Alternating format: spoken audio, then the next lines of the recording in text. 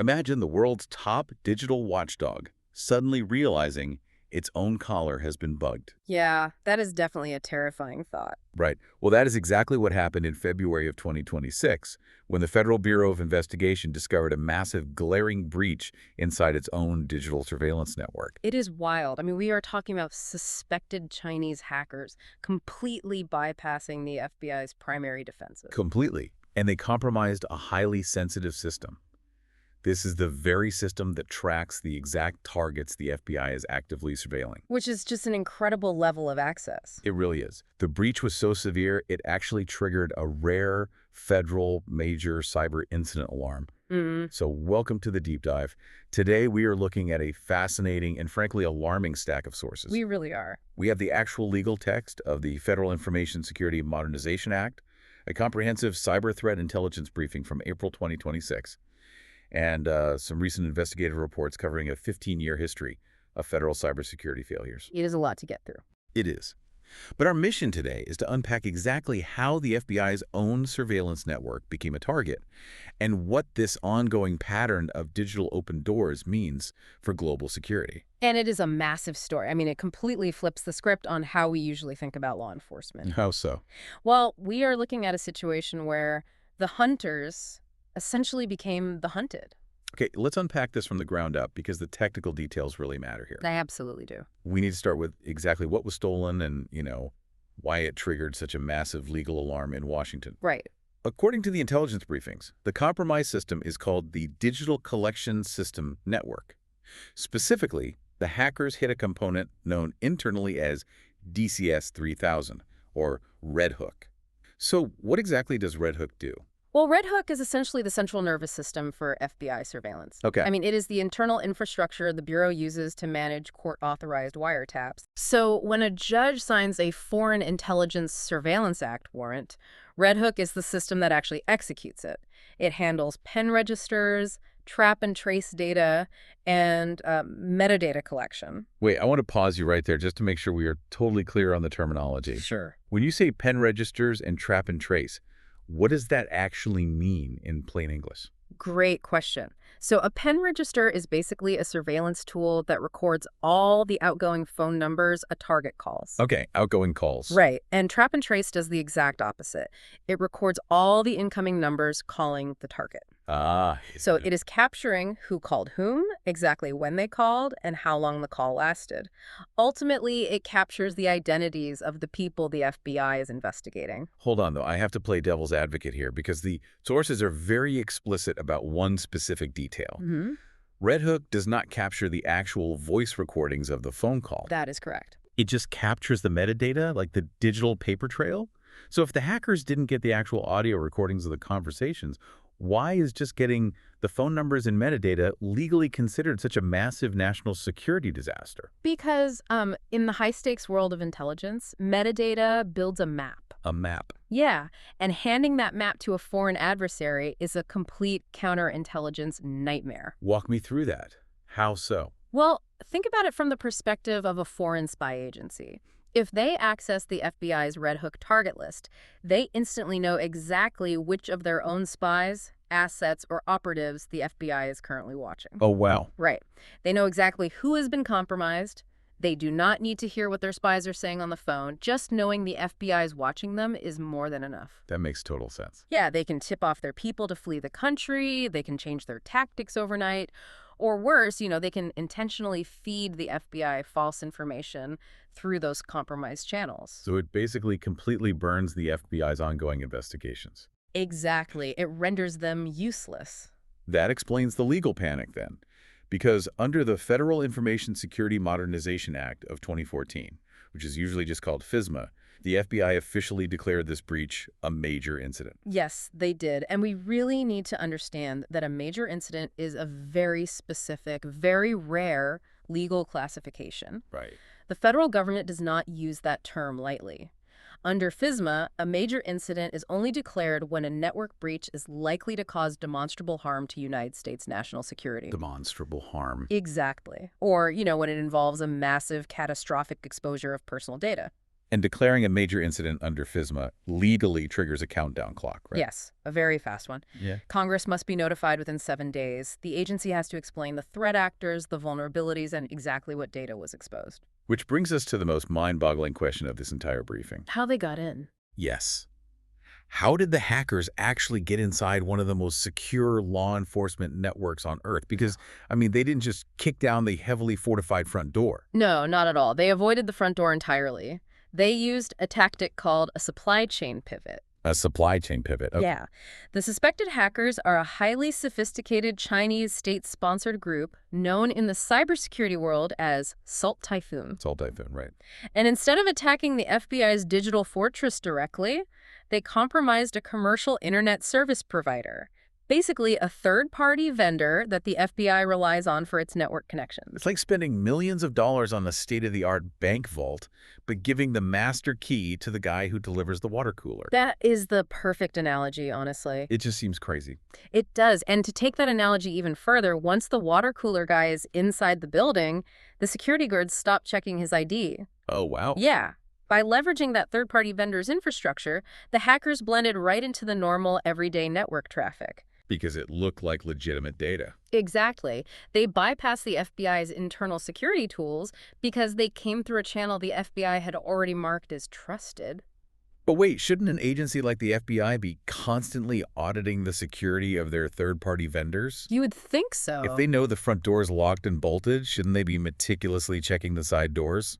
Well, what's fascinating here is how modern espionage has fundamentally shifted. Okay. It has moved away from brute force attacks against hardened targets and shifted almost entirely toward exploiting the weakest link in a trusted network. Just finding the easiest way in. Right. Because it is incredibly difficult, time-consuming, and expensive to constantly audit every single vendor, every single piece of software, and every single digital connection an agency uses. And the adversaries know this. They absolutely do. In fact, if we look back to the sources, this exact same group, Salt Typhoon, executed a massive test run of this strategy back in 2024. Right, the 2024 telecom breach, I remember that from the briefings. They infiltrated United States telecom wiretap systems. Yes, they did. They targeted the systems built for CLILE, which is the Communications Assistance for Law Enforcement Act. And what does that act actually do? Basically, federal law mandates that telecom companies build secure backdoors into their networks so law enforcement can execute wiretaps. Okay. Well, Salt Typhoon hacked those telecom providers and accessed metadata for over 1 million users. 1 million users. That is staggering. It is, and they learned a valuable lesson in 2024. They realized that targeting the infrastructure providers, like the telecoms and the internet service providers, is the most efficient way to access government data. Because you do not need to hack the government if you can just hack the companies that provide the government's internet. Exactly. Here's where it gets really interesting, though. When you look at the timeline in the investigative reports, this supply chain attack on the wiretap system is not an isolated event. No, not even close. It is part of a deeply concerning 15-year historical pattern. And our adversaries are clearly, keenly aware of this pattern. Yeah, we have watched a massive shift over the last decade and a half. We have moved from, teenagers seeking notoriety and bragging rights on message boards to surgical, highly organized nation-state espionage. And the statistics from the reports are just staggering. Let's look at the timeline of how the FBI's own defenses have repeatedly stumbled. Let's do it. So in 2021, a hacker exploited a basic misconfiguration in the FBI's Law Enforcement Enterprise Portal, or IT. They used this portal to blast 100,000 hoax emails from a legitimate, official FBI email address. Right, and that was just a configuration error. Then in 2022, a hacker literally stole the identity of a financial CEO and applied to the FBI's InfraGard program, which is an information sharing network for critical infrastructure. And this wasn't a sophisticated technical bypass at all. The hackers simply submitted an application using the stolen identity. Yes, the FBI actually approved the application. They did? So you're telling me the FBI's background check for a secure portal was essentially just crossing their fingers and hoping the guy was telling the truth. Pretty much. And once he was in, the hacker stole contact info for 80,000 members. It is unbelievable. It really highlights a complete breakdown in basic vetting and access control. But, the timeline gets even more concerning. It really does. Because in 2023, an FBI special agent inadvertently left a server